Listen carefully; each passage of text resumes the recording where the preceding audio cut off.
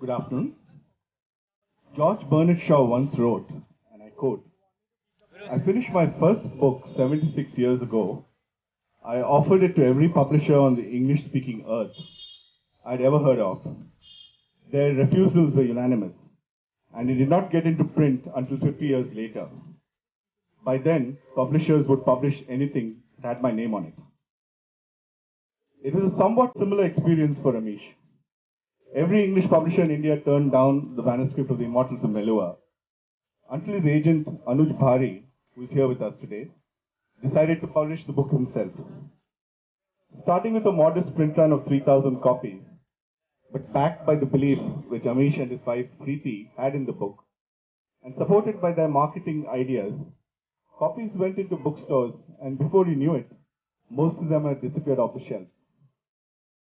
Westland began as a distributor for the first edition, and as volumes grew, it was decided that a larger publisher was needed to cope with the demand and execute the marketing plans. That's how we took on the role of publisher. By the time Westland published The Immortals of Melua in August 2010, the first edition of the book had sold 45,000 copies.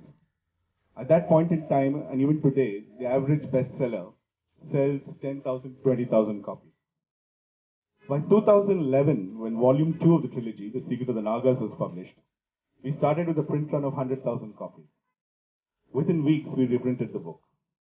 Hindi, Marathi, Gujarati, and Telugu editions followed, with Tamil, Assamese, and Bengali editions soon to follow. By the end of 2012, the combined number of books in print of all editions of the first two books in the trilogy stood at a staggering 950,000 units. Throughout 2012, both books have remained in the top 5 of the Nielsen Bookscan, the most reliable bestseller list in India, often occupying the first and second positions for many weeks. 2013 will see the publication of The Oath of the Vayaputras, the long-awaited culmination of the trilogy, which will be launched with an initial print run of 500,000 copies, and thus taking the series close to the 1.5 million mark in print. 2013 will also see the launch of the international edition of The Immortals of Melua by one of UK's top publishers, Quercus, thus making the book available to English language readers around the world. While much has been made about the marketing of the Shiva trilogy, these numbers cannot be explained off as by mere hype. The fact is that Amish's reimagining of the story of Shiva has struck a chord with readers, both young and old, and of both sexes. As Deepak Chopra says, the books are archetypal and stirring. Amish's books unfold the deepest recesses of the soul. Perhaps the genius of Amish is in his light touch, where his stories work at the level of passion, action, and adventure, while distilling the true philosophies of ancient India. 1.5 million copies in print, an international edition in the wings, a movie from Mr. Karan Johar's Dharma Productions in the works. Where does the Shiva trilogy go from here? Your guess is as good as mine, but as the great showman P.T. Barnum once said, you ain't seen nothing yet. Thank you.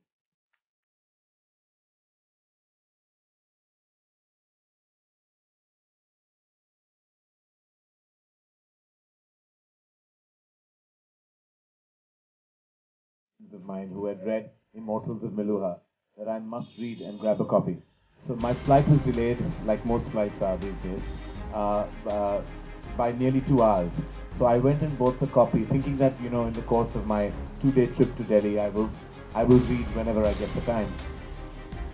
What I didn't realize that I was going to be literally sucked into the journey of this new age Shiva that Amish created so fantastically for the world to discover. I started reading it, and it's normally that happens with a thriller or it happens with a whodunit, where you feel you can't put the book down. And I'm a nervous flyer, and that's the one flight that was really bumpy, and I wasn't afraid because I was sucked in by the world of Shiva. Somewhere there was a divine intervention, I think, that swept me into not feeling afraid of those bumpy clouds. I read it when we were taxiing. I was reading it when we were in midair. I read it on my way to the hotel. Then I checked in. My event was later that evening. I just put down. I just started reading it. I just read it non-stop, and I knew that there was a film here because not only is it descriptive, it's imaginative, but it's just sheer brilliance. Brilliance that you can't unfortunately describe. When you say that's brilliance that is beyond words, but here his brilliance is within his words. And I really believe that what he's created I'm not necessarily the most religious person in the world, but to me Shiva was always an imposing personality, an imposing god. But what he made Shiva and what he did with Shiva was make him this romantic warrior. And I think his interpretation of Shiva and then what happened post that with the secret of the Nagas and now of course with the oath of the Vayaputras, which I can't wait to get. I'm hoping I have some early access to that book. And there are some perks and privileges. And after that, really, after I read the book, I walked into my CEO's room and I said, I want to make this film. And then, of course, we have been working at that. I'm sure there will be questions about when and how. But just to say, it's not easy to project this kind of brilliance on celluloid. It is truly very, very difficult. And I believe that if you have taken the onus of doing it, it has to be justified to its optimum. So I'm really, really, really excited to be part of Amish's journey in this minute way. And I'm going to completely take credit if this book is great. And say that it's only great because I was part of its initial unveiling. So please allow me that, because anything to be a part of Amish's Shiva journey would be truly an honor to be a part of. Taking nothing before the Modram Elua, no fiction ever, not even a short story in school. So the life I'm living now seems like a dream actually. I mean, I read, I love reading. I spend time with my family, I write, I travel, and much of my book purchases, my traveling, they're all tax deductible now because it's research. So I'm living a dream life here. So don't make me up. So I'd like to speak about is Rashmi actually. She's the one who's designed the cover, and she designed the covers for my first two books as well. And I think a large part of the success of the book will obviously go to Lord Shiva. But if there has to be a person close, a close second, it would probably be Rashmi. And I think she's done a brilliant job with the cover designs. I'm an obsessive, control freaky type guy. I really irritate the hell out of her. But I always wanted covers which look good, but which have a lot of symbolism as well. And Rashmi has really found that balance beautifully in the designs that she's made. In the takeaway kits that are being given to all of you members of the press, you'll see some notes of the symbols related to Lord Shiva that have been worked into all the covers. In my humble opinion, Rashmi, I think, is one of the best cover designers in India today. The first book, the way it started, Amish came to me with literally Xerox copies of his manuscript and said, just go through this and let's see what we can do with this. So I presented Amish with some mood boards and he was completely confused as to how to proceed with this. And from then on, I've been with him and we are a good team. Rigveda तो जरूर पढ़ी होगी. ऋग्वेद के 10वें मंडल में एक बड़ा सुंदर श्लोक है. If it's okay, Devran, I'll answer in Hindi since he asked the question in Hindi. Rigveda के 10वें मंडल में एक बड़ा सुंदर श्लोक है. एकम सत विप्र बहुधा वदंती. It means truth is one, but the wise men know it as many. And Hinduism का अगर आप core scripture देखेंगे तो वो ऋग्वेद है. And I think that thought, that couplet really describes not this Hindu philosophy, but what all religions, the way it's practiced in India, the way it's followed. It really beautifully describes that. And in that sense, if you see across various scriptures, अगर आप north में देखेंगे, the version of the Ramayana that's most popular is the Ramcharitmanas, which is actually a 16th century modernization of the original Valmiki Ramayana. अब south में देखेंगे, Tamil Nadu में it's a Kamba Ramayana, which actually is quite different from the original Valmiki Ramayana or the Ramcharitmanas. आप Chhattisgarh, Jharkhand area में जाएंगे, there's the Gond Ramayani. It's not just with the Ramayana. Look at the Brahma Puran and the Shiv Puran. The creation myths are completely different. The point is the concept that all of us have a right to our own truth exists within India. And this doesn't just exist in Hinduism, if I may point it out. It exists in all religions in India. My wife and I, we traveled to Munnar in Kerala, where I've written parts of the second book. We were coming down, there's this beautiful church. For some reason, we got drawn to it, and we went in out there. It was a church dedicated to Mother Mary. Okay? And like all churches dedicated to Mother Mary, there was a statue of Mother Mary holding born Jesus, baby Jesus, which is normal. The difference was how Mother Mary looked. She was dark-skinned, like Indian women. She had curly, wiry hair. She was wearing how can I forget that? Sindoor, correct? She was wearing a Mangal Sutra. She was wearing a sari. She was completely Indian. And this is the way, the people of that area approach Mother Mary. So I'm saying it is the attitude of Indians. Religiosity and liberalism are not in conflict in India. If you are truly religious, you'll automatically be liberal. That's the way we Indians are. I think Amish summed that up beautifully. All I have to say is that I'm really glad that God doesn't have any copyright, and I do believe that conviction and interpretation really equal, I think, brilliance. And I really believe that Amish's conviction to portray Shiva the way he has and interpret it the way he chose to is truly the result why we have the world of Shiva today. And I believe कि जो भी हो किसी भी अगर आप कोई भी religion ले लो या कोई भी भगवान जिसे हम जानते हैं भगवान के बहुत सारे रूप होते हैं और उसके बारे में जो कहानियां हमने सुनी है वो कहानियां religion बन चुकी लेकिन interpretation is something that comes out of truly your scientific understanding of the your that may have existed or not, and how you interpret that is really your own creative conviction, which is what I think Amish has. हम सारे चाहे वो किसी किताब का लेखक हो या किसी फिल्म के निर्देशक, we are all interpreting something or the other. चाहे वो emotions हो या of course scriptures, it really amounts to the same thing. It's your interpretation. There is actually it's a slightly technical answer. The first one, the theme, the color theme was blue. The second one was green, and the third one is red. There are two methods of creating light. One is the additive color system. The other is the subtractive color system. In the additive color system, you move from black to white. You basically have no colors. You start with black. You add in 3 primary colors, and you can get any color that you want. You add all of them in equal proportion. You get white. The primary colors in the additive color system are blue, green, and red.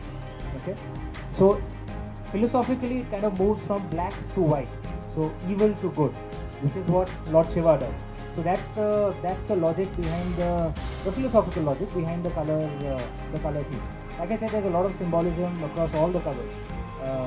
Each material in there, Lord Shiva's bow, for example, it's called the Pinaka. All of you members of the press would have printouts of it. You can actually look at it in detail. There's a lot of symbolism across the book. And anyone who knows Lord Shiva's myths in detail will kind of know that. So there's symbolism and thought across it. Alright, do you have any more questions? We went through a very, which I'm sure even Amish may not be aware, but internally we've gone through the processes of really finding out exactly who the perfect team would be to write this film. Because adapting this book is really a daunting task, and putting it out on celluloid, it's not a film that you can commission to a writer and it'll be ready in 2 or 3 months. You get a first draft and a second draft. This one is really, it will probably be the biggest challenge Dharma Productions has ever taken on. So we needed to get it right. Recently we zeroed in on what we believe may be the potential theme for Immortals of Meluha. There are a lot of verticals that are involved. So the deadline is truly, the work is in progress as we speak. I had a big meeting yesterday in the afternoon about it, and we have those meetings periodically because this film is well, to say it's a passion project is still diluting the core impact of the world of this film. And I believe to put it out there is, for me, it's just not another film.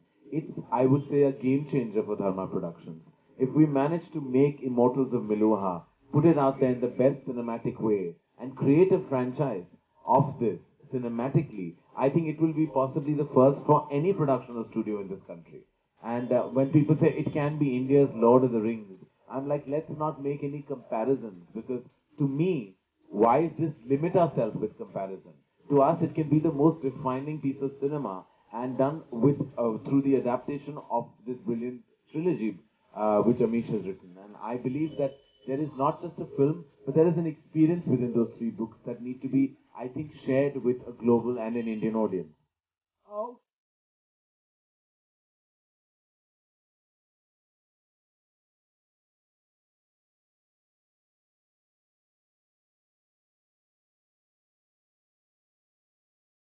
That मेरे लिए जब मैं शिवा मेरे मन में आ जाता है वो फर्स्ट पेज का कवर आ जाता है, बुक का कवर मेरे मन में आता है. That visual of Shiva is really from the visual of Immortals of Meluha. That's ingrained in my head. Otherwise हम जानते थे कि शिव जी के जो भक्त थे, you see the image of Shiva, it's always very imposing. You know, Shiva was always a very imposing god.